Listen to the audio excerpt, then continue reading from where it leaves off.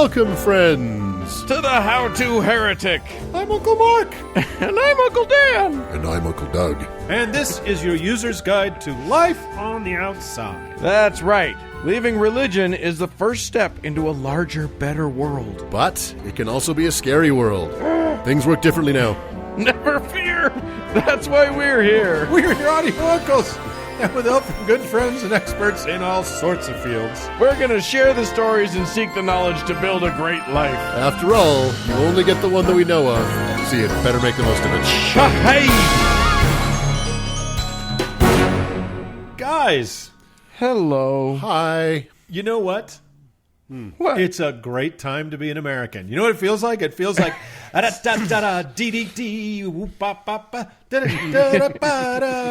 a great day. Hey, in a failed state. Big finish. Boom. You know what I mean? It feels like F-16's that fighter now. fly overhead. Yeah. Feels great. Feels good. Yeah. As long as we don't leave our homes, we're okay. Yeah. And that's fine, because in Salt Lake City, at this very moment that we're talking, we're not allowed to leave our homes under penalty of arrest. That's right, Yeah. because there's a big old redneck rolling around out there with a bow and arrow. Thank you. You know what? That is so symbolic of just Utah. That the national headline we get during this horrible tumult and all of this unrest is some fucking dope got out of his Dodge Badger and tried to shoot somebody with a fucking compound bow and then got his ass beat. Are we the new Florida? Is that what happened? That's a very Florida move. So Is Utah man going to be a thing? so watch out, Florida. We're coming for your crazy people. Right. Oh. You only hold the award for a year at a time, so... Okay. Well, it's the salad days of America, and we're here broadcasting from our tear gas and disease-proof bunkers. Yeah, exactly. And what a show. I think we managed to not talk about any of that shit at all, except for this. No, So we tried to give a respite. I am going to talk about a very strangely named person with a person with a thing's name. Let me put it that way. It is a noun of a complex noun. And keeping with that theme, I'm going to be talking about a saint who also has a name that isn't also a name. Yeah. And completely breaking with that theme, I am going to talk about what is perhaps one of the biggest existential threats to the Mormon church.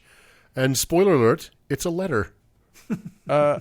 Uncle Mark, we need to talk to Uncle Doug about not breaking the theme all the time.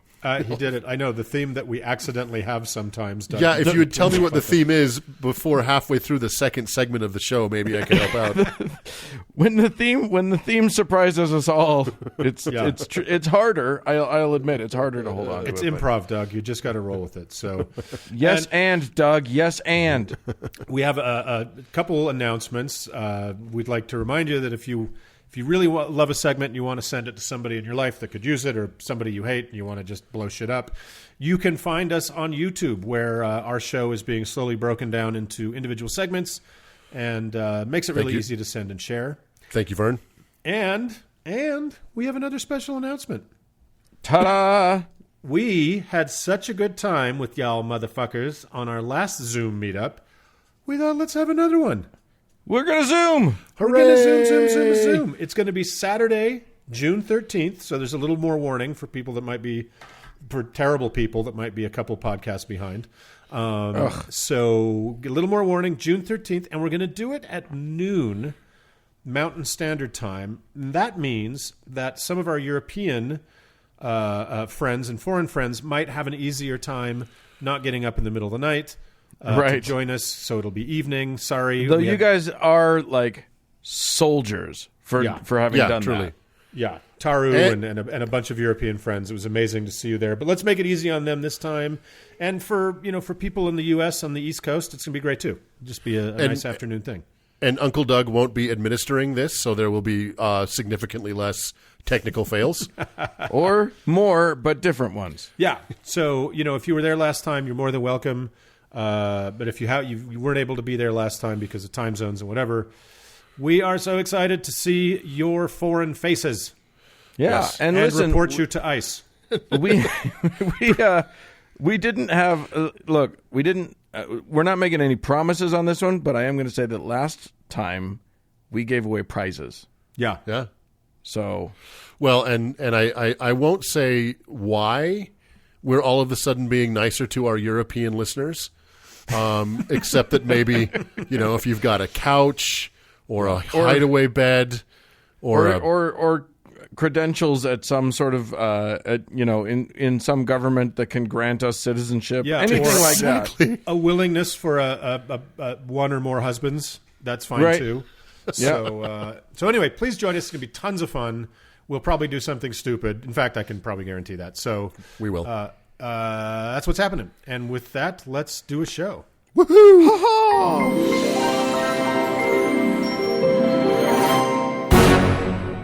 Hey, Doug. Ho! There comes a time in a man's life when he looks around and he goes, I need a friend. And, I don't know, maybe someone out there is friends to all, is a universal friend, if you will. Here's the thing.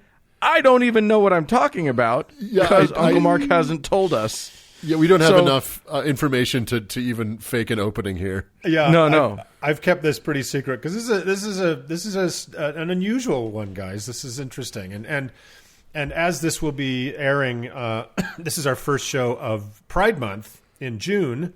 Oh yeah, I thought there's some queer stories in religious history, believe it or not, and not all of them ended up on fire. So I think. This is kind of a queer story, and it's a really fascinating one. So, it as Dan was saying, in times like these, we could all use a friend, right? Lord knows I could use a couple more. And today I want to talk about, a pretty damn fascinating friend, one that I had surprisingly never heard of until very recently, and that is the public universal friend, also known as the all friend, the comforter, friend of sinners, the friend, or PUF. Went by all those names. Now, you may be confused, saying in bewilderment, Uncle Mark, yours is a skeptical religious critique podcast. What in the world are you doing talking about the admittedly wonderful but off-topic fisherman's friend? That being the soothing lozenges developed for hardy, chapped fisherfolk in England in 1865. We love those and rely on them in good times and bad, but what gives? And I say no. No, silly listener. that was what I was saying. Just to be clear, I was thinking lozenges. The public universal friend was nothing like a lozenge. And then, yes, you might be saying that's no lozenge, but you must surely be talking about the children's friend, the terrible, shaming Mormon publication for children that went by that name from 1909 until it changed its name to simply The Friend in 1970. The magazine with games and stories about how children should hate their sinful bodies and always obey white male authority. Seriously, no, come on, confused listener. The public universal friend was a real actual person, and a very fascinating one at that. Please switch to your favorite lozenge and propagandist children's magazine podcast for that other stuff. So, that established. The public By the way, universal... I do recommend Lozenge Cast. It's a great show. It's amazing the variety of lozenges they cover. Oh my God! But they sound like they have throat problems. I don't know what these things are. So the public universal friend was the name of an eccentric preacher that sprung into the public eye in 1776 in New England. Having come out of the Quaker tradition, the friend began to travel around the region on horseback in the lead of up to dozens of mounted followers at a given time. For the longest time, the friend and followers didn't have their own meeting house, so would ask to borrow others or simply meet for the friend's sermons out in the great outdoors. And as the Quakers were an accommodating sort of folk, for a while they were happy to lend their spaces to this intriguing preacher and their flock. Now, like I said, I'd never heard of the public universal friend until I read an excerpt from Adam Morris's book American Messiahs, which I bought and am now currently reading voraciously. So a lot of this info comes from there, as well as a variety of somewhat contradictory online sources, and you'll understand the contradictory parts in just a bit. So, the public universal friend was basically preaching out of the typical Quaker playbook. General pacifism, seeing all men and women as brothers and sisters in Christ, abolition of slavery, etc. The friend I hate to interrupt, but the Quakers themselves called themselves the Society of Friends. That's right. That's right. So they've got a history of friendship there. They absolutely do, and that's kind of where the Public Universal Friend found the inspiration for the name and the sensibility. So the Friend rejected the idea of predestination and believed in universal salvation. The Friend successfully convinced many followers that had slaves to free them, and many free black people joined the group, which was by now known as the Society of Universal Friends. So far, so good, right? Okay. So the Public Friend was, like so many other religious ecstatics caught up in the fervor of early America's various great awakenings, was a big believer in utopian communal living. The Society of Universal Friends, air quotes, bought rural land in the far west of New York. And I say bought in air quotes because they paid money for it, but it wasn't to the indigenous people that actually owned it. But this is America, so yeah, actually they got caught up in kind of a huge swindle. But they founded the settlements of Gore and Jerusalem, New York. How do you spell Gore? Gore. I don't know why they called it Gore. All right. But they built houses and got about sawing wood and churning butter. It was 1790. That's what you did. So by now the Quakers had long been over the Friend and the Society of Universal Friends. They found the Friend far too arrogant a person for their liking. The Friend's insistence on almost total abstinence, even in marriage, an institution the Friend was also pretty against, was bizarre by the standards of the day. They also balked at the Friend's insistence that they were the embodiment of Christ's spirit, which was heretical at best. So that gets us close to what makes the Public Universal Friend so fascinating. All the basic Quaker preachy stuff, who cares really? Doesn't matter. The Public Universal Friend, as I imagine you've guessed by now, was not born with that name. No, the Friend was born in Cumberland, Rhode Island in 1752 and was named Jemima Wilkinson. Oh. Interesting. So Jemima was a gifted child, an avid reader, and was able to quote huge sections of the Bible by heart. In fact, when later, as the Public Universal Friend, they would never carry a Bible with them into sermons, it was all from memory, right? She was the 8th of 12 children in a fairly well-to-do family. Wow. But in October of 1776, Jemima became gravely ill. They speculate that it was typhus, and the family was pretty much ready to bury her as her fever raged for days and days and days. So, somehow she recovered, but that's not how the Friend would say it exactly. According to the Friend's own account, the spirit of Jemima Wilkinson did depart the body it was born into. Essentially, she died. And into that body, God deposited a new spirit, one the Friend would later describe as the Spirit of Christ. Important distinction. They did not mean the ghost of Jesus of Nazareth, but something bigger, more, universal, the idea of Christ, I guess you could say. But from that moment of, air quotes, resurrection, the person formerly known as Jemima Wilkinson would be known to themselves and the world as the Public Universal Friend, would reject gendered pronouns almost always, preferring he, him, if they ever did use gendered pronouns, which was on a rare occasion, and chose to present on the male side of androgyny for the rest of their lives. Interesting. Wow. Super fascinating, right? Now, I realized that by bringing up the Friend's pre-transition name that I, by modern standards, was dead naming them. And I considered how to tell this very interesting story without doing that, which is not easy. But scholars and historians disagree on how to address the Friend in this category. The book I'm reading right now, which was just published this year, the author argues for the use of male pronouns and uses male pronouns for the Friend.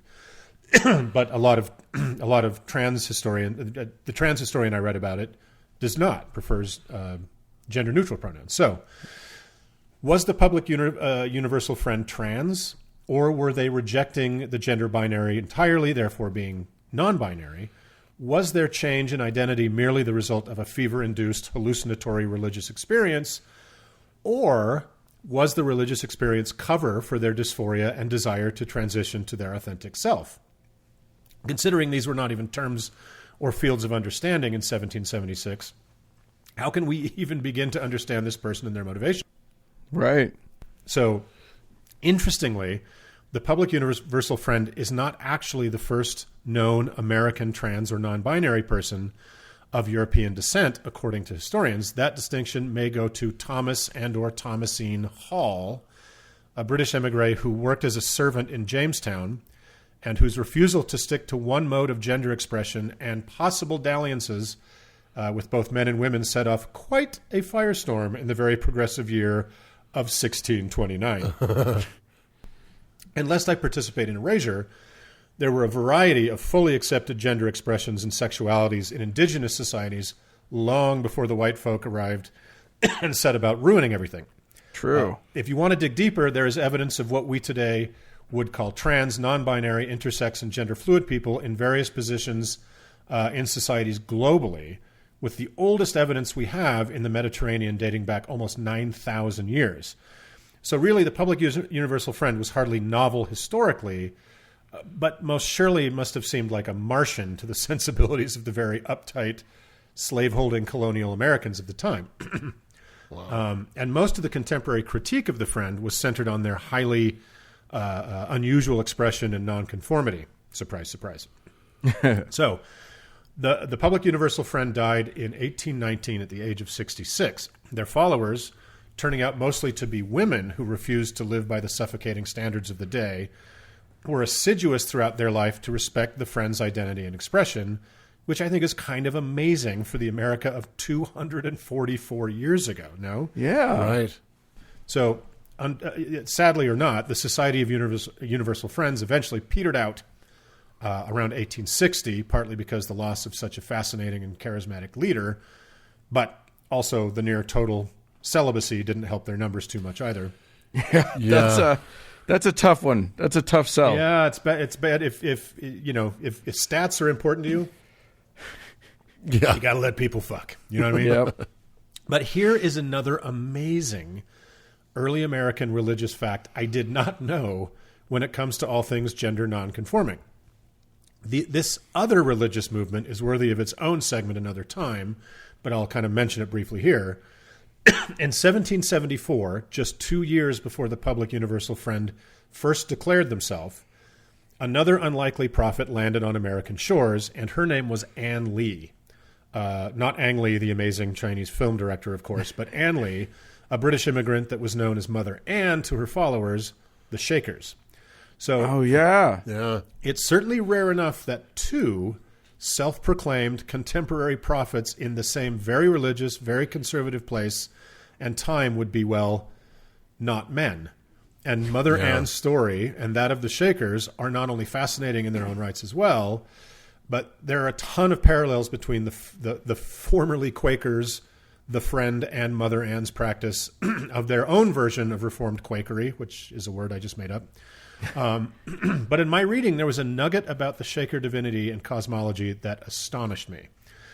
Although sort of borrowed from the earlier obscure theology of Jacob Boehme, the Shakers believed that both men and women are made in God's image, because God is both male and female simultaneously. Whoa. As we were meant to be before the fall in the Garden of Eden, and will be again if we live a life of total piety and absolute abstinence, which to me is like, wow. Yeah. So, ignore the bullshit and damaging narrative of the Garden of Eden and original sin and blaming/shaming Eve/all women forever for tricking dumbass Adam into a single serving of fruit, which is just part of a balanced breakfast after all, and rewind to the totally androgynous and intersex nature of the Shaker version of the Christian God in mid-18th century America. Didst I just blow ye minds, good fellows? Well, and what's crazy about that too is not far in time or space from both of these movements was born another American religion. Oh, more than one. The Joseph Smith and Mormonism was not far away in time or space from these people, but theologically was in another galaxy, right? Yeah, and the Adventists came out of the same clay. Right. Well, here's the thing that fascinates me. You tell me about two people who founded religions who were not, at very least, not assigned male at birth. That's right. And they're the one, like every man who starts a religion, controls everybody's sex, but does it in such a way that he gets to fuck as many people as he wants to. Yes. But these people who were not men starting in these religions, or at least not assigned male at birth, are all going, no sex for anybody. Yeah, stop it. You don't get, nobody gets to do it. You know, it's true. Like pretty much every cult we've talked about, you know, every dangerous cult and weird religion we've talked about, is sex is one of the primary kind of drivers behind the foundation.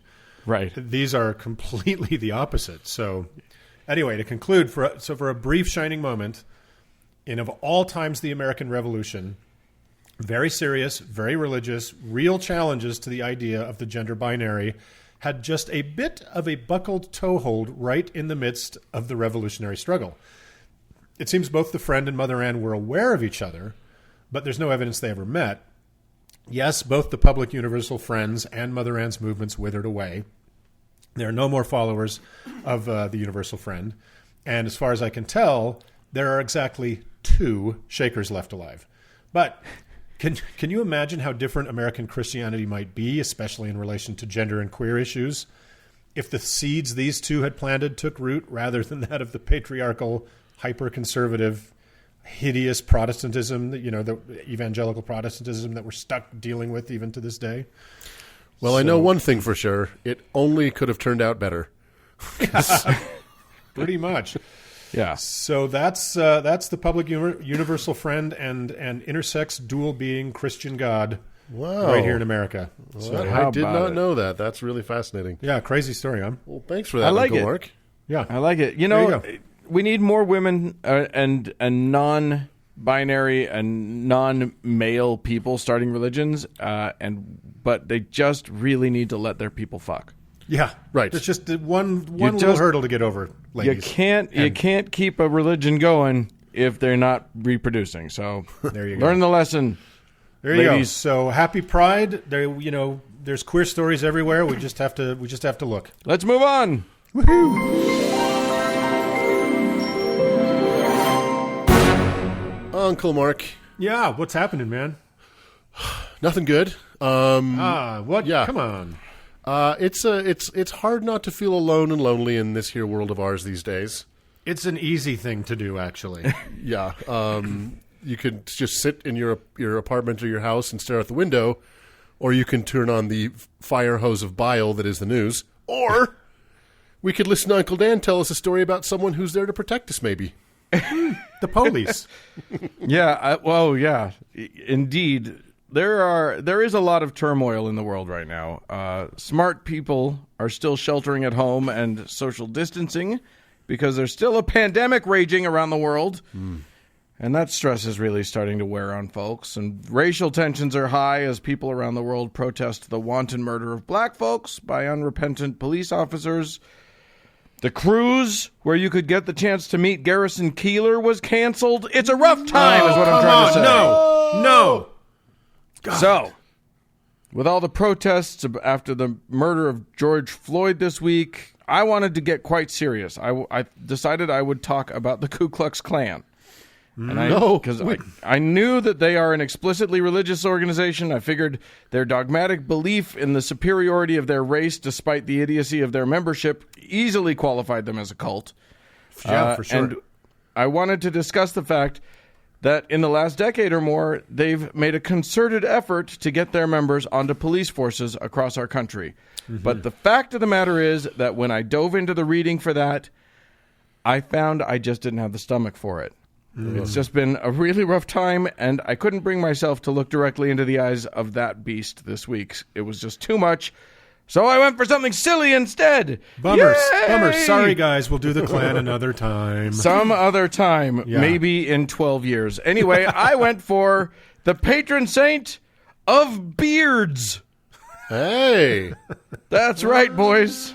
Look, the three of us are all usually in some form or other of beardedness these days. Oh, y'all. I thought you were talking about Liberace's girlfriend, that kind of beards. Well, maybe that too. Yeah. That too. We'll get to it. Okay. But yes, the three of us. How are your beards doing? Where are you at bearded Mine wise? is well, I think Uncle Mark might have us all beat, but mine is certainly in the. I'm in my full lumberjack mode. Yes. I trimmed down a bit just because I wanted a better seal for tear gas. Right. You know? Right. Yeah. When this pandemic started happening, I've gotten pretty complacent, so I've just let mine go. I'm very shaggy myself. Nice. Well, So- it's hard to like why? You know, like what's the fucking point? I don't look Who at the fuck myself are we in the trying to mirror impress? these days because I don't want to see what's looking back at me for all kinds of reasons. And also, like I can't go to someone to have it trimmed down, and so I just fuck it. Yeah. I haven't. Same with the toenails. Yes. Ew. I think Okay. basically we're all living like Howard Hughes at this point, is what Doug's saying. Yeah, Doug needs a whole litany of saints to pray to. But what I have for right now is the saint for all of our luscious, healthy, voluminous beards, and that is Saint Wilgefortis. No.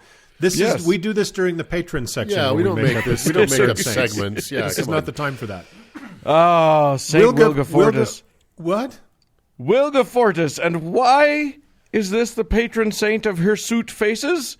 Because, like us, Wilgefortis had a magnificent mane, a glorious face full of whiskers. So what, you might ask? Why would we care about a saint's beard? Well, 2 reasons. A, Wilgefortis grew this literally miraculous beard in one night. And B, not unlike the twist in Uncle Mark's little thing, her fiancé was very upset when he saw it. Oh no! Da-da-da-da. That's right, Wilgefortis was a woman. Wilgebiga was a lady person. She was the bearded lady saint of Portugal, the courageous virgin with the heart of gold and a face of fur. So, here's the story. Wow. Saint Wilgefortis was one of 7 daughters of a pagan king in Portugal. Now, as we've learned, there are 2 types of females in the world of saintdom, old and pious, or young, beautiful, and unblemished by interaction with a penis. She was the pretty virgin type. In fact, the name Wilgefortis is not really her name. It was probably a corruption of the Latin Virgo Fortis, which in Latin is courageous virgin. She also went by many other names, but I'll get into that later. So, Wow, this as I was episode is saying, really taking on a certain tone, isn't it? I like it. It's very gender bendy all over the place, and I'm here for it. yeah, exactly. When you were doing your thing, I was like, oh, we got a whole theme happening here. Yeah. Guys, I we am going planned this to- all, obviously. I am going to fuck up the theme. You're going to ruin the theme. All right, that's fine. First half of the show will have a theme. Anyway, Wilgie was young and beautiful, and her hymen was beautifully spotless.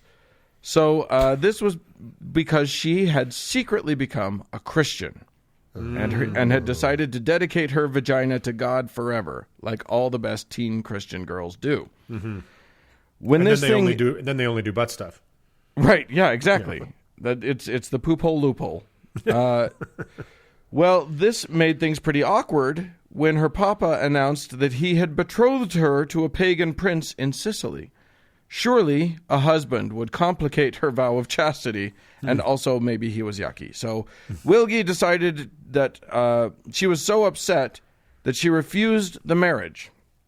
And in a rage, her father threw her in a dungeon to think about what she'd done and wait for her future husband to arrive and claim her. And while in the dungeon, she prayed to God to intercede and stop the marriage. But she knew that she needed a more cunning plan than just, please, Lord, kill this Sicilian guy, or, dear God, please change my dad's mind. So she came up with a great plan. That's not Please, the first God. time. That's not the first time God has heard the prayer, "Please kill this Sicilian guy." Right. Well, that, Nor yeah, the last. unfortunately, what you should be praying to is another Sicilian guy. Anyway, please, God, her prayer went, make me so ugly that this prince won't want me. The next day, boom, she was Dumbledore. Sure enough, as soon as the prince saw her, he was repulsed and took off. Great success! And they all lived happily ever after the end. Oh, that was wonderful. Wrong. Obviously, anyone who has listened to any saint segments on this show knows that saints of old don't get happy endings. No. You got to be a martyr to get sainthood. Well, I do love that part of the story is that her father just throws her in a dungeon. And when the guy from Sicily shows up, no one's concerned what he might think about that fact. Right. That she's been in, like, where's your daughter? Oh, she's in the fucking dungeon. Oh, great, grab her. Yeah, exactly. No problem well, there. bring her up. Let's see. Let's take a look at the goods. Right. Anyway. No. So Wilgefortis' dad was so upset by these events that he decided to punish this Christian daughter of his. If you love Jesus so damn much, her father said in a rage, then you'll die just like him. So he took her to his favorite crucifying spot, hung her to a cross, and killed her. There. Now she can be a saint. Oh. And for good measure, there's a little side story about a poor fiddler who came and played at her dead, dangling feet. Though dead or mostly dead, she liked the music and in recompense kicked off one of her golden shoes for him. No word as to why anyone would wear golden shoes, but shut up. There's a problem here. Oh, you found the one. Other than gold shoes, which is it's a terrible way to make a shoe. It seems like an incomplete crucifixion if you can kick your foot. Well, shut up. Also, shut up. Copy that. It's a fair point. So when the fiddler went to sell the gold, he was accused of stealing the shoe from the dead body.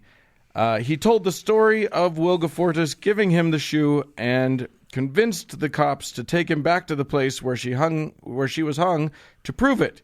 He played for her again, and, like before, she kicked off the other shoe, thus proving that he wasn't a thief, and that this whole story, and also proving that this whole story was obviously just made up. Okay, and at no point did somebody say, "Hey, somebody should check her pulse"?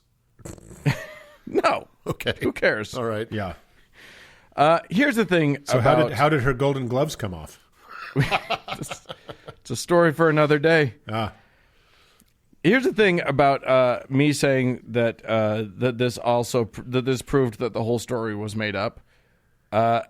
Every time we tell a story of a saint on this show, it becomes instantly clear that it's a nonsense story. Yeah. Like utter bunk. Yeah. As in, you could only believe it if you had been carefully trained from birth to believe nonsense stories that can't be real, in spite of everything you know about how the universe works. Yeah. Saint Denis carrying his severed head 7 miles. 100%. Yeah. But this one is special. This one is different. Because despite having been venerated for centuries all over Europe, with her own place on the liturgical calendar and paintings and sculptures of her scattered hither and yon, pretty much everybody, including hardcore Catholics who believe everything they're told, knows that Wilgefortis is complete bullshit. Really? A whole cloth fabrication, and we even have a really good idea of how the story came about. Huh. So let's look at the real story, shall we? Sure. And even this story is steeped in some nonsense and lore, but I'm sure you'll be able to pick the wheat from the chaff on this. So, the images of St. Wilgefortis all show a woman in a flowing gown hanging from a cross with a crown on her head. Well, that, my friends, is pretty reminiscent of the iconography of another semi-famous guy in Christianity. No?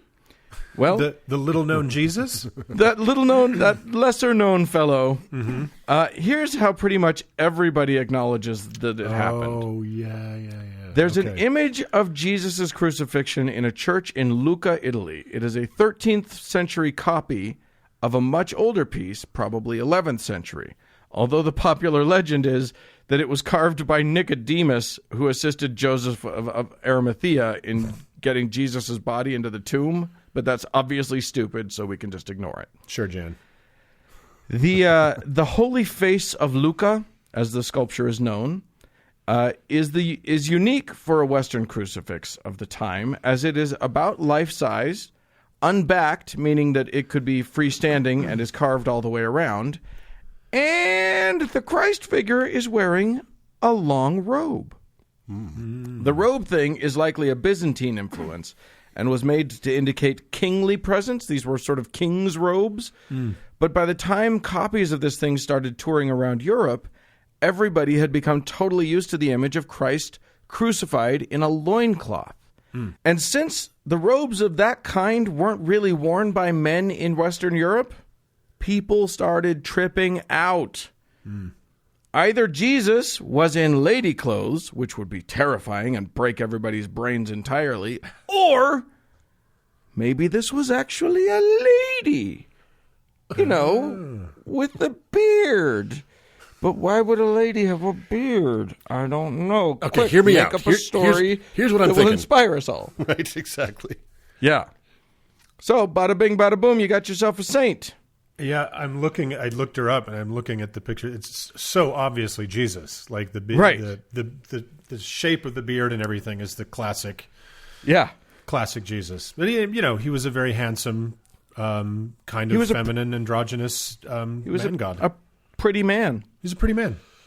So yeah, I mean, it's pretty easy to see why. It's just very funny that they saw a Jesus in long flowing clothes and were like, lady Jesus. Well, and no one could say to them like, well, actually, it's just priestly robes. It's meant to evoke priest. Like, oh no, we've got to come up with a whole fucking story here. Right. So that's what happened. There you go. Now there is another side to Miss Wilgie that's far more interesting. And that's her other patronage. Because while it's super important to have a patron saint for beards and all, she actually presides over a very real issue that traditionally has gotten short shrift in society and definitely in the Catholic Church. Now, I mentioned earlier that she has many different names. And since she was a made-up person, none of her names are names. They're all verbs and adjectives. Aside from being called Courageous Virgin in the Latin, she was also known in England as Saint Uncumber, a reference to being freed from a burden. Okay. In Italy, she was Liberata. In Spain, Librada, both meaning liberated. In France, she was Saint Débarras, which means riddance. The point here is that she's the patron saint of women oppressed by patriarchy. Oh, Of course, wow. that's not how the church would word it. They word it as the patron saint of wives of abusive husbands. But that isn't it, really, is it? She never had a husband, and I could find no evidence of a version of the story where her fiancé abused her in any way. Her story is that of a woman who wasn't allowed to choose her fate, and God saved her. Interestingly, by making her more like a man. Now, one could argue that in her case, the cure might have been worse than the disease. Unhappy arranged marriage is bad, but crucifixion, at least in most cases, is probably worse. probably. I think even Melania would choose her marriage again over being crucified. So I don't know. who knows? Yeah. Anyway, She's already pre-anesthetized, so it doesn't really matter. right. Yes, No matter how you slice it, though. They always gave anesthetic before crucifixion because it's just Right. best practices. Yeah. But no matter how you slice it, thanks for the beard god. It worked out real great for her. Nevertheless, I can't help but think that a big part of what made Wilgefortis popular for all those years was the fact that women who had no appreciable say in the workings of their own lives had someone to pray to about it. They had a champion, and, as they suffered abuse and indignities, and as every major event in their lives were decided by men who often didn't care at all about their feelings, they had someone to talk to who would understand.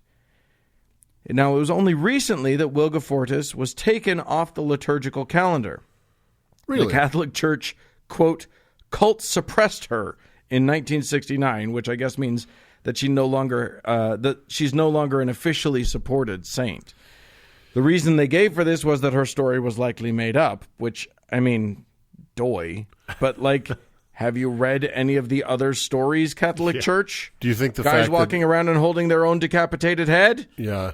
Do you think the fact that they dethroned her during the Summer of Love and kind of the beginnings of the women's liberation movement is a coincidence? Well, one can't help but wonder if the boys' club at the Vatican just didn't like women having somebody to pray to about men calling all the shots. I think that's I'm sure- written in Latin above the door to the Vatican. Yeah. But I'm sure that's not the case. That would indicate that men in power can be, petulant, insecure, fragile little assholes. And when has that ever been the case? Huh.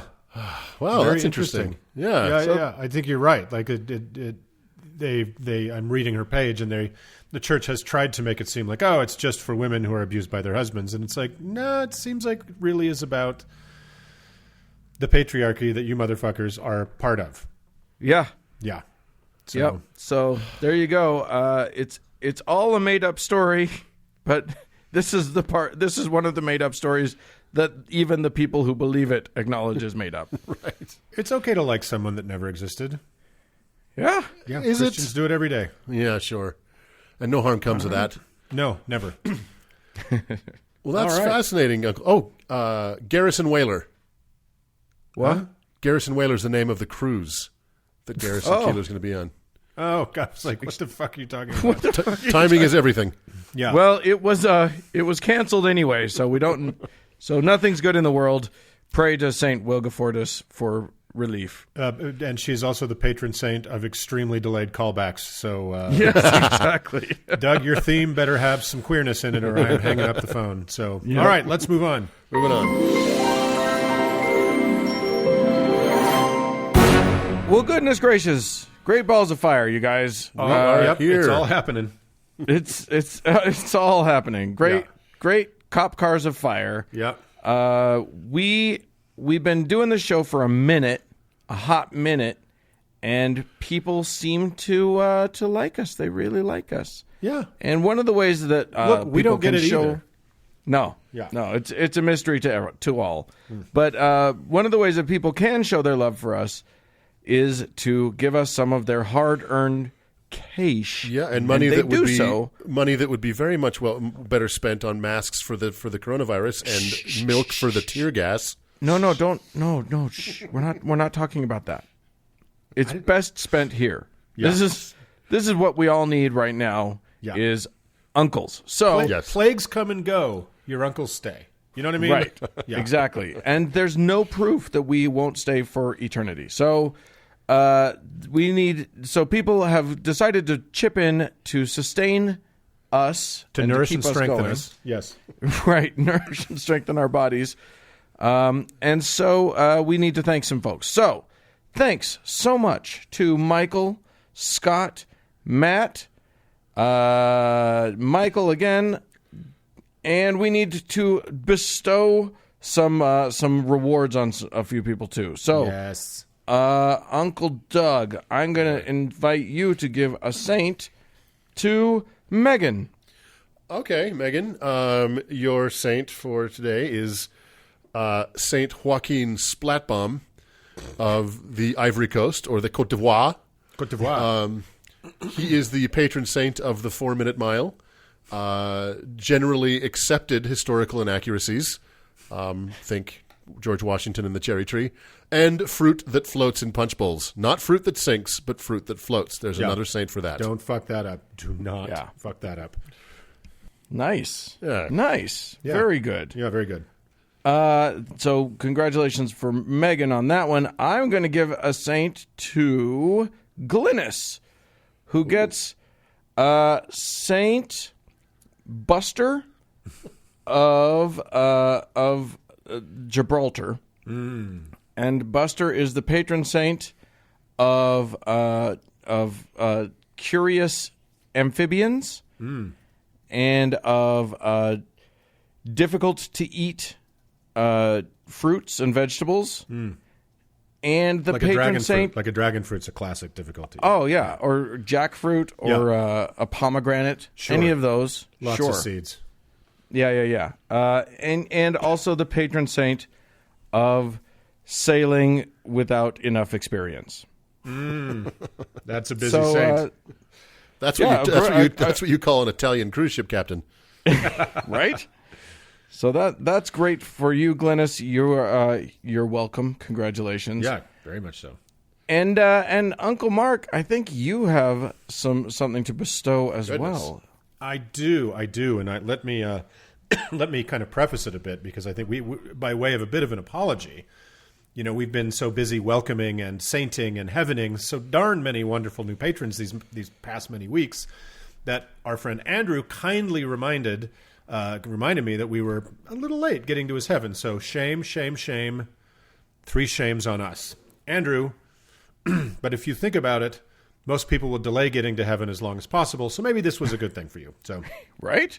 And so the journey begins. Andrew, on that sad, somber day, many years from now, when you die peacefully in a hail of police gunfire as you try to clandestinely, it's a hard word, exhume the body of Evel Knievel under the cover of darkness, long story, doesn't really matter, you will look down on the blood-spattered mud hole in the Mountain View Cemetery in Butte, Montana, peacefully, but you will glide away through the stars, glide away through the sky, but not to the billowy, golden-gated heaven of human folly, nor to a huge, beige planet of endless suburbia like Mormon Kolob. No, your untethered spirit will drift a bit south and a bit west to what's maybe the Bay Area? It's odd. And you feel your spirit settle into a vast humming server farm. Clearly this is not what you, nor even I, expected when I peered into the eye of the weasel. That's how we determine these, in case you didn't know, Andrew. So, you see, Andrew, because of our unconscionable delay in honoring you, you are indeed going to your heaven, but as a god. And what value is a god, if not a presence, something that touches almost everyone in their everyday lives? How could we even know a god that did not in some small, constant, almost mundane, maybe even infuriating way meddle in our affairs? Well, you will be such a god, Andrew, and all your people shall know you, because you, Andrew, will be the mighty god Spell Check. When your abundant spirit uploads into that massive server outside of Palo Alto, you will feel the zillion gigawatt surge of your new eternal being. You will see a billion eyes you will see, with a billion eyes into the devices of the people of all nations. The God of the Bible never dreamed of this power. And what power it is, Andrew. When a grad student is right up against the deadline for their thesis on herpetology behind the Iron Curtain, it is you that randomly decides to insist they're using the wrong form of the verb. When a high school junior is trying to fake up the book report for the Jane Austen novel they haven't read in the hour before it's due, it is you, Andrew, who gets to play the maddening game of let's make up random rules about apostrophes. And when a middle-aged podcaster is trying to get a joke down before it slips his mind, it is you, Andrew, who states and restates no guesses found when he's just one fucking letter off of chrysanthemum or alimony or defenestration. This is your power. You shall ruin so many parts of so many people's days in a zillion small ways, Andrew. The great God Spell Check. So be sure to cross those T's and dot those I's, Andrew, and never stop changing the rules about commas, ever. In this new heaven and new godhood you have earned, from which there is no escape and no respite. You're welcome. Wow.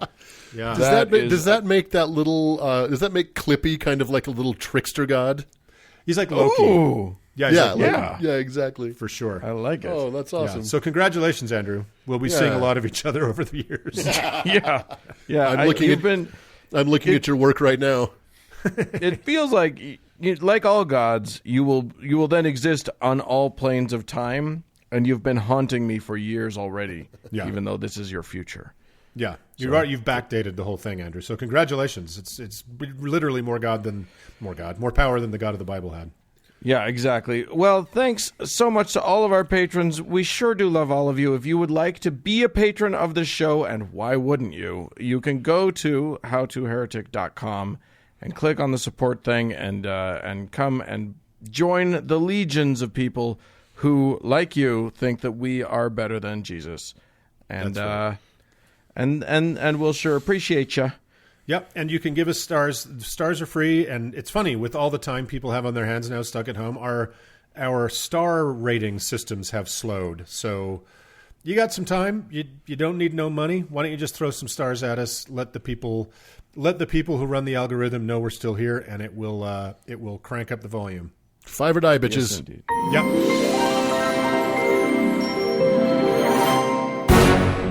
Uncle Daniel.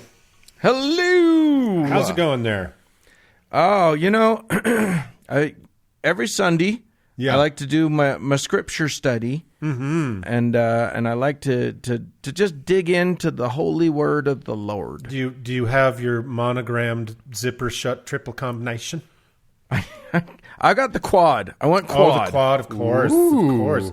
So for our non-Mormon friends out there, that is a car battery that Mormons carry around with them as the absolute must-have accessory for their terrible clothes. So Yeah, it looks like they might be might be a bowling bag, but it's actually just carrying their scriptures. it does look like a bowling bag. It is a massive zip-shut semi-suitcase of bullshit. Yeah, it's Fake- got three fake- books.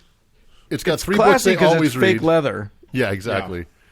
It contains 3 books they frequently read and 1 they do not. So, Doug, what do you have in the triple combo for us today? Well, I've got some context for us, and it's something we've talked about on the show tangentially several times, but for reasons that I'll explain, I think it needs a little bit of a deeper dive because it will matter in the next few weeks. So anyway, dear uncle, several weeks ago in episode 136, we talked about Mark Hoffman and the crazy set of events that led to a bombing spree in Salt Lake City in the early 1980s.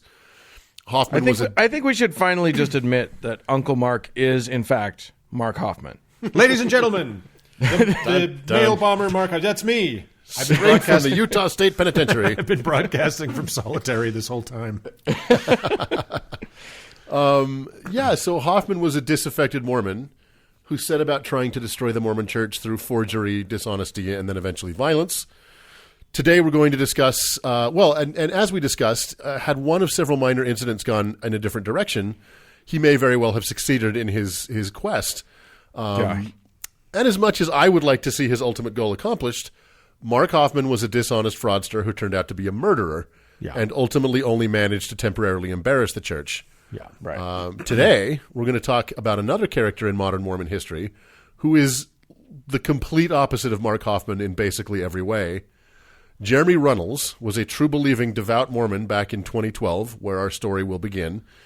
And through his unbreakable sense of honesty and integrity, he produced a document called the CES Letter that, due to its undeniable veracity, might very well accomplish what Mark Hoffman never could. We've referenced the CES Letter before on the show. Yeah. And it's going to be a very pivotal element in an upcoming interview that I can't talk about right now. Correct. But I think will be very fascinating to our listeners. I thought it might be nice to explain what the CES Letter is and why it represents one of the most existential threats to the Mormon Church in its history. Yeah. What is now called the CES Letter was originally called the Letter to the CES Director. It was written by Runnels in April of 2013 to the Director of the Church Education System, or CES. That's what CES is. This is a tremendously powerful position inside the Mormon Church. It's the Ministry of Propaganda. Truly. Yeah. Yep. And this person directs the operations of all 4 Mormon-owned universities, as well as a galaxy of high schools and high school seminaries and primary and secondary schools around the world. So you're absolutely right, Mark. It is the propaganda wing of the Mormon Church. Yeah. The letter itself is a series of questions about aspects of Mormon history and doctrine that had been bothering Runnels since he began digging into church history in 2012. At that time, Runnels was what was called a true believing Mormon, which is a self-imposed moniker that those people, for people who are all in on the faith. That means a full tithe payer with a temple recommend. Yeah. In February of 2012, Runnels saw an article in Reuters called Mormonism Besieged by the Modern Age, which described the exodus of especially young people from the church due to the internet and the availability of unflattering information. This caught Runnels completely by surprise because... By unflattering information, by the way, I think you mean anti-Mormon propaganda. Exactly. AKA true. Yeah. AKA the truth. Well, and revealed. that's a really good point, Uncle Dan, and we'll talk about that. That is the reflexive reaction to any true believing Mormon to anything that doesn't align exactly with what they were told last week. Right. And nothing like this article was being discussed inside the Mormon Church, and it's truly hard to describe how completely some Mormons are cordoned off inside a bubble. if you grow up Mormon in some areas of Utah or Idaho, you may never speak to a non-Mormon or consume non-Mormon news in your life. It's true. You go to Mormon schools, you patronize Mormon-owned businesses, you read Mormon-owned newspapers, and you hear only flattering stories about the exponential growth and health of the kingdom of God. Yeah, and it's the movie Pleasantville. You have sanctioned church activities multiple times a week. Yeah. Not just Sunday. Yeah. And you know who the non-Mormons in your community are, and you don't truly socialize with them. You might say hello and try and recruit them, but that's about the extent of your interaction. So Runnels has a passion for the truth that is truly remarkable, and he began to read about what might be causing people to leave his beloved church, and what he began to find was not good. He discovered troubling stories about Joseph Smith, glaring and even comical inaccuracies in the Book of Mormon, and bizarre incidents in the quote-unquote translation of the Book of Mormon and early church history.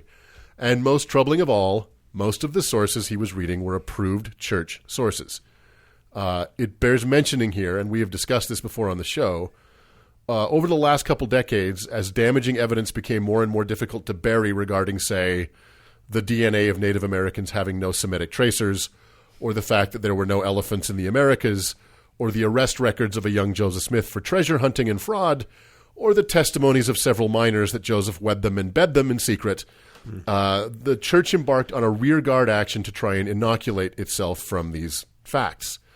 So they released a series of essays addressing these issues, and in many cases admitting to them with kind of comical justifications. But, you know, when I say they released these essays, I'm being a bit extravagant. They hid them away in the bowels of various church-owned websites, right? Yeah, they were created so that they could point, like, any reporter who was writing a story about them and would say, hey, well, what about this? They could point them to that essay on their website, but it's not easy to track them down, and they certainly didn't make them publicize them to their own members. Certainly not. But if a member stumbled across something, then a bishop or a stake president could say, oh, look here, we've already addressed this. We never hid it from anybody.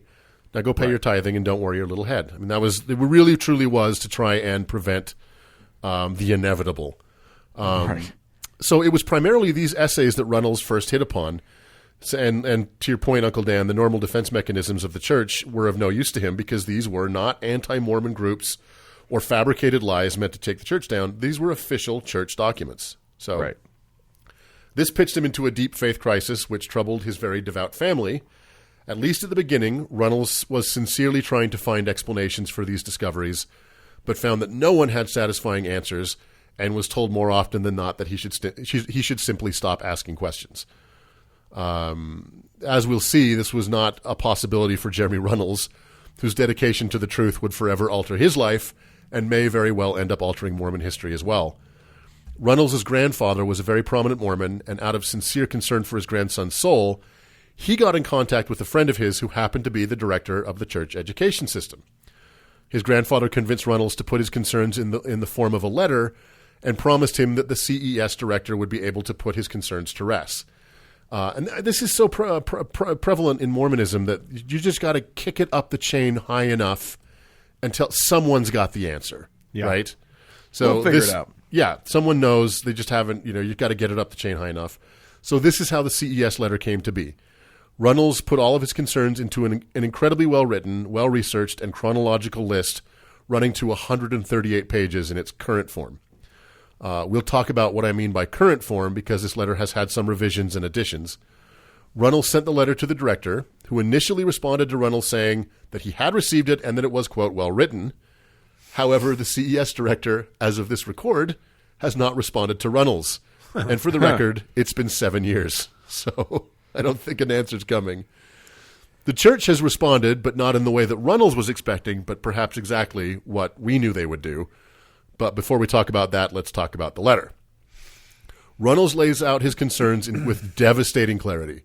He focuses first on the Book of Mormon and the myriad problems it has, from the King James Version errors, DNA evidence that not only dates the arrival of the Native Americans to thousands of years before the Book of Mormon, but proves that they came from Asia, not the Middle East.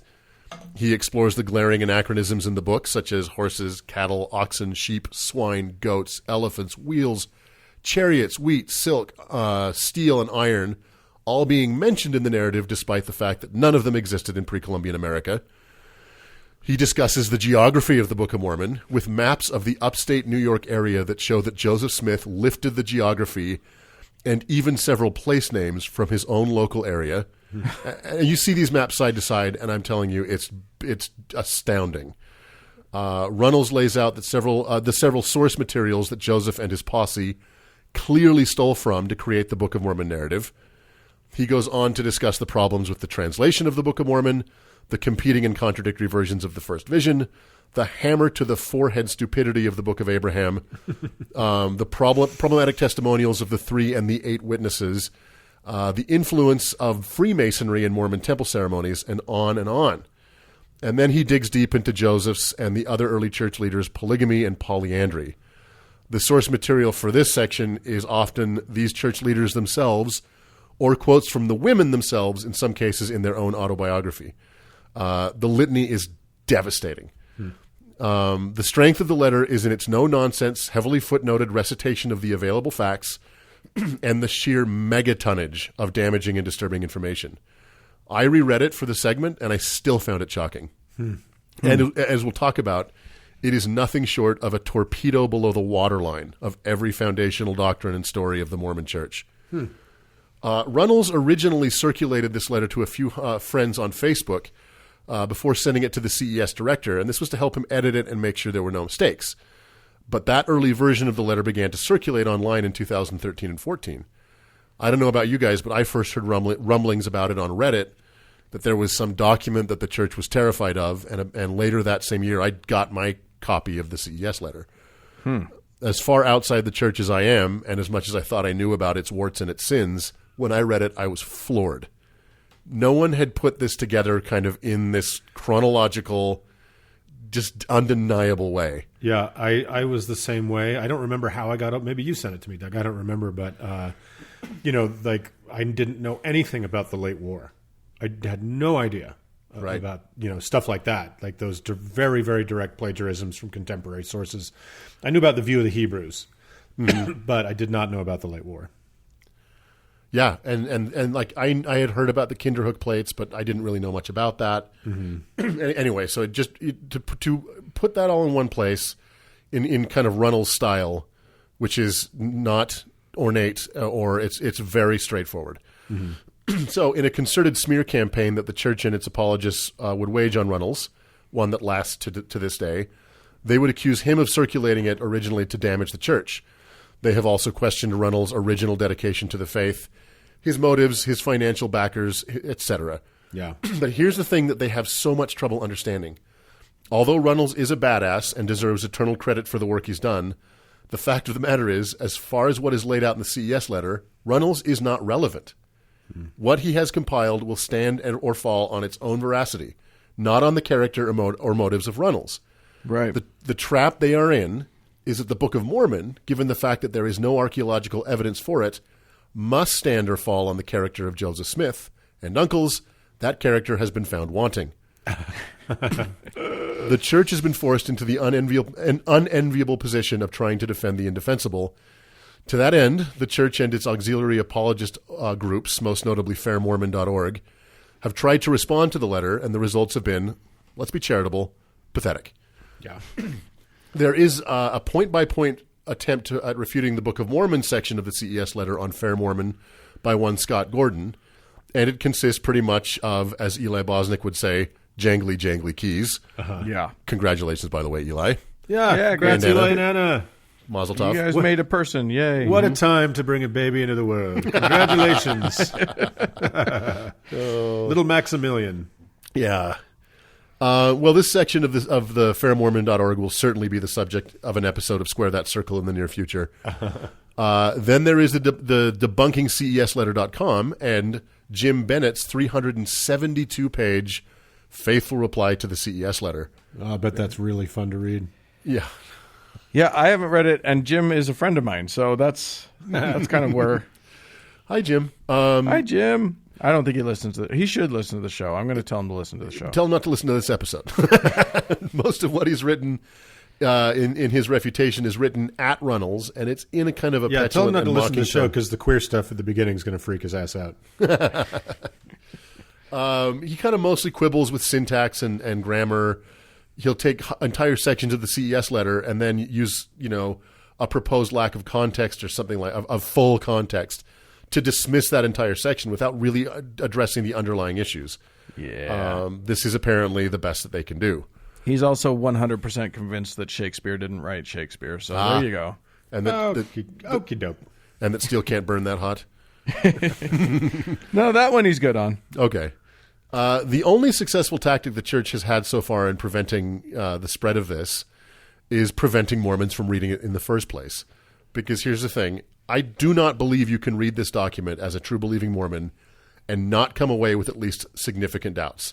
And in many cases, people we know, this document has destroyed their faith, and it's apparently running wild inside Mormonism. Mm-hmm. So, Uncle Mark, you have an anecdote that kind of colors this point. Yeah, so I have to be very careful how I couch this. So listeners may know that all kinds of people listen to this show. And some of them we have a lot of more ex-Mormon listeners. We have a few people inside what I would call the institution that like to give us information. And one of these people has some proximity to the higher-ups. Like the higher-ups. And it was made clear to this person that what is causing what they felt like was an extinction-level event was, quote, the goddamn CES letter. Yep. So that comes from pretty deep inside Temple Square. So they like to pretend that they don't think it's a problem, but they are desperate to try to figure out what to do about it. Yeah, and herein lies the strength of not only the CES letter, but our position. Read it. Read the rebuttals. Read it all. Yeah. If your position is to try and deny knowledge, you're on the wrong side. Remember, we had on one of our very first shows, we had a young returned missionary named Quinn, and he and his companion had somehow gotten a hold of it and printed it out on their mission. On the mission, printer, whatever the office is called, the mission home. And they sat down and read it side by side. And when the one kid, his companion, looked at him, he's like, "What do you think?" He's like, "I don't believe this shit anymore." And they were done. Yeah, it was over. The document has a true, I don't want to give it spiritual power. Just it's truly affecting. Yeah, right. It is a prosecution of the case that is so damning that any jury would find the Book of Mormon guilty. Yeah, and again, all the evidence is, confessions. Confessions and videotape of confessions. Yeah. So this isn't the end of the story, though, as you might expect. The issues that Runnels discovered and the comically lame response of the church led Runnels out of the faith and into atheism. Like many ex-Mormons, myself included, he felt that he had been deceived for most of his life, given that these issues were always there, just intentionally buried in the hope that members would not discover them.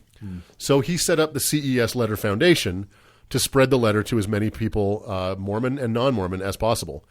In fact, many people have taken to writing the website for the CES Letter inside Books of Mormon found in Marriott hotels, and even putting stickers with the website inside Mormon grocery stores, inside Mormon bookstores, etc. Here's one that you will not believe. In 2018, a comic book artist for Marvel named Ryan Otley, an ex-Mormon, drew an image of Spider-Man that was selling himself out to sponsorships. So he had a bunch of sponsorships on his spider suit, and one of them clearly said CES Letter. That was in the Marvel universe. That's amazing. Yeah, it's amazing. Marvel has since removed the image, but Aww. It's been through this foundation that the CES Letter has been augmented and in rare cases corrected. And here's another trap the church finds itself in. If new information emerges, Runnels can and has included it in the letter because it's not meant to be divine, but scholarly. Yeah. Right. As archaeology, anthropology, biology, sociology, radiocarbon dating, and DNA have all shredded the Book of Mormon for nearly 200 years, the best that they could do was try to sneak minor changes into it without anyone noticing. But mostly, they're stuck with this fucking albatross, right? It is what it is. All of this has not sat well with church leadership, and the church, in the form of stake president Mark Ivins, met with Runnels several times in 2015 to try and intimidate him into recanting or pulling the letter, which, of course... Like, how could he do that? Like, yeah, and what good would it do at this point, right? The thing is out. So finally they hauled him in April of 2016 to a disciplinary council, which it seems clear was to excommunicate him. Just a little side note, Runnels is hard of hearing and asked that he would be allowed to bring his ALS interpreter so that he could clearly understand and respond to the proceedings. President Ivins refused to allow him his interpreter. Just kind of who these people are. fucking asshole. That is... I forgot about that. Yeah, that was just astounding. deeply That's evil. amazing. Yeah, it's really just truly shitty. But Well, and what it says is, no, this isn't for you. This is for us. Exactly. And here's the thing, Runnels is a badass. He recorded the proceedings. And you can go onto the CES website and you can watch this proceeding. And it's clearly from the very beginning, they're just like, I say your piece so we can excommunicate you. Right. And when that became kind of the clear outcome, Runnels told the assembled white dudes that he was excommunicating them from his life, slammed his resignation letter on the table, and walked out. So awesome. So would encourage. I'm not fired. I quit. That's right. You're not breaking up with me. Which also is from what I know of Jeremy, is a tiny bit out of character because he just seems like the most mellow, sweet, even-keeled guy in the world. He's not Truly. He's not the firebrands that your uncles are, I would say. No, and he had several meetings with these church leaders. He recorded many of them, and you can listen to them.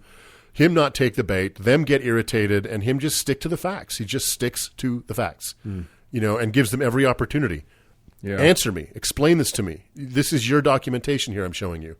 And, of course, they have none, right?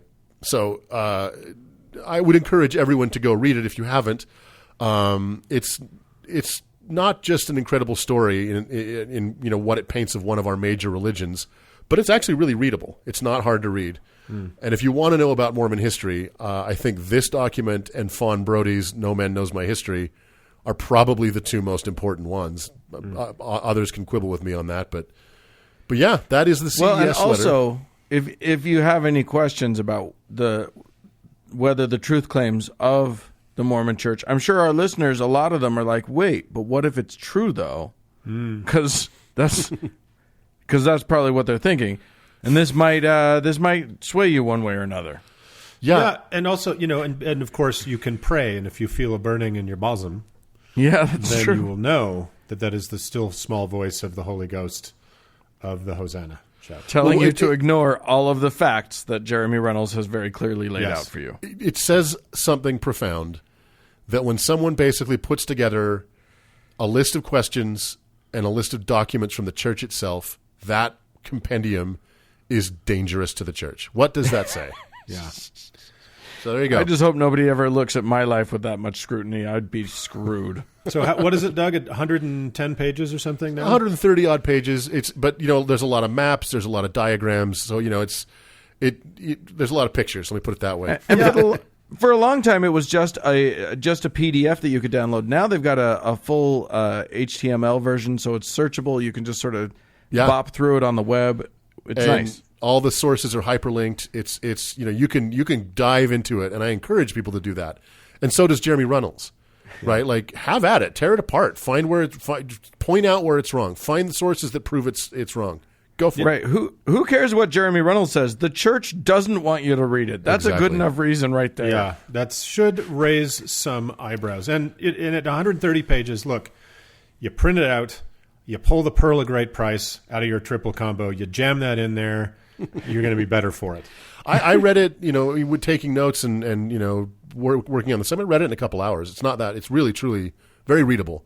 Yeah. I didn't read every single footnote this time. I did originally. But, the church definitely doesn't want you to read it or to link it to anybody in the church or send it to any missionaries or write it down somewhere where a Mormon might see it. They definitely don't want you to do that. And so don't we'll do include a link in the show notes so you don't That's right. have, so you can't not send it out.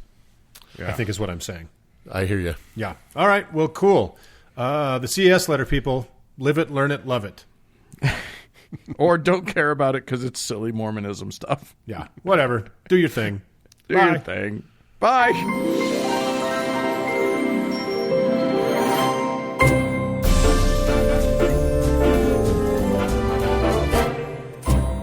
Well, friends, that's it for this week's Nearly Thematic Show.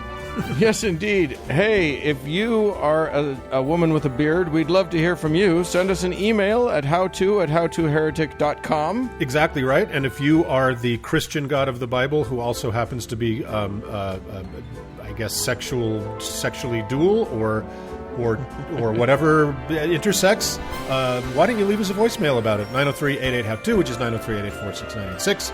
I'm also on Twitter at HowToHeretic. And once again, a hearty thanks to our patrons. Thanks to Cody Layton for editing the show. And thanks to you, dear friends, for tuning in. Bye, friends. Stay safe. Stay inside.